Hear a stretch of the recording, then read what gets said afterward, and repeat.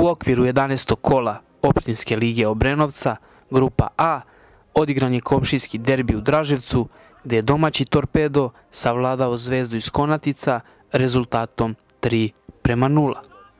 Veliki broj ljubitelja fudbala okupio se na stadionu, a više razloga za zadovoljstvo imale su domaće pristalice. Od samog početka utakmice vodila se velika borba pre svega na sredini terena, a glavni sudija utakmice Jasmina Mickoska imala je u tom periodu dosta posla. U 24. minutu utakmice domaći sastav ostao je sa igračem manje, a van terena morao je najbolji igrač Bojović Bojan. Ovaj trenutak kao da je dao krila igračima Torpeda. Zaigrali su odlučnije, a kao nagrada dolazi pogodak.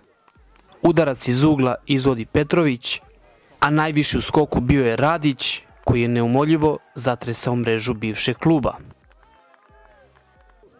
Nisu domaćini stigli da se raduju kako treba, brzu akciju kreirali su Selić i Nenadović, a popularni Runi ušao je u kazneni prostor i iskusno iznudio 11-terac.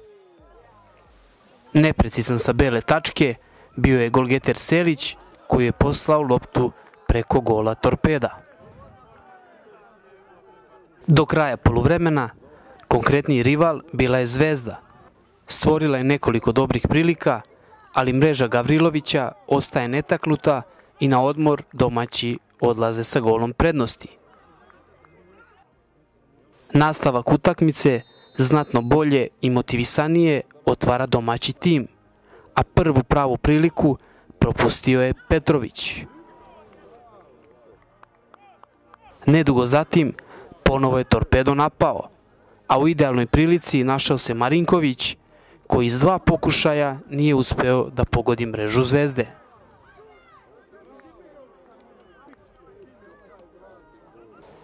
Terenska inicijativa isplatila se u 66. minutu. Akciju je pokrenuo najbolji igrač utakmice Luka Milovanović, lopta dolazi do Jovanovića, koji prosleđuje do Stojanovića, a ova iz prve do Petrovića i usledila je rutinska realizacija za novo slavlje zelenih. U 84. minutu utakmice golman Zvezde Maksimović napravio je 11-terac.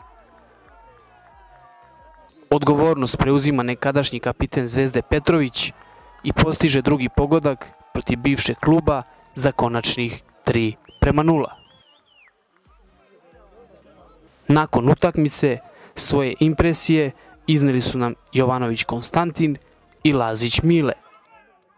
Pa jeste, znate, mi smo imali jednu potpuno drugi plan u slačionici, pošto smo mislili da mi iskoristimo našu trkačke sposobnosti pa da stisnemo, međutim, eto, pek se desio.